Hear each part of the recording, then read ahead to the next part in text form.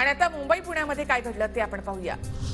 स्थानीय लोकाधिकार समिती महासंघाच्या वतीने भव्य शिवराय संचालनाचं आयोजन आणि फोर्ट ते गेटवे ऑफ इंडिया पर्यंत संचलन असेल। सोहळ्यासाठी ठाकरे गटातील नेते आणि आदित्य ठाकरे उपस्थित राहतील।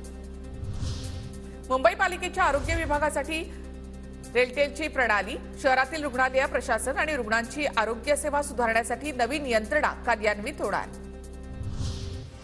मुंबई महानगरपालिका सुरक्षा रक्षक महिला कर्मचाऱ्यांनी राष्ट्रीय कबड्डी स्पर्धेमध्ये अजिंक्यपद पटकावलं। आदित्य ठाकरेंच्या शुभ हस्ते ट्रॅक सूट, शूज आणि बॅग देऊन महिलांचा सन्मान। अंधेरीमधील 7 बंगला परिसरामध्ये रतनकुंज बंगला पालिकेकडून जमीनदोस्त। रतनकुंज बंगला हा 124 वर्ष जुना। नवी मुंबई बाजारपेठेमध्ये विदेशी सफरचंद दाखल। विदेशी सफरचंदाला बाजारामध्ये मोठी मागणी, प्रति किलो 150 ते 300 रुपयांचा भाव। पुणे शहरामध्ये प्रलंबित गुन्ह्यांमध्ये मोठी वाढ। शहरातील 32 पोलीस स्टेशनमध्ये 16,000च्या वर प्रलंबित गुन्हे। सर्व गुन्हे तात्काळ निकाली काढण्याचे पोलीस आयुक्तांचे आदेश। पुणे महानगरपालिकेचे अतिरिक्त आयुक्त विकास ठाकरे यांच्या बदलीच्या निषेधार्थ आंदोलन। बदली तात्काळ रद्द करावी यासाठी पुणेकर उतरले रस्त्यावर। पुणे शहरामधील वर्दळीच्या प्रमुख रस्त्यांवर मालवाहतूक करणाऱ्या वाहनांवर निर्बंध।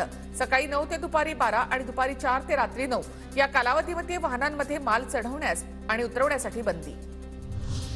उन्हाचा पारा वाढत असताना त्याकडे दुर्लक्ष करू नका। पुणे महापालिकेकडून नागरिकांना सतर्कतेचा इशारा। प्रवासादरम्यान पाणी सोबत ठेवा, आरोग्य विभागाचा सल्ला।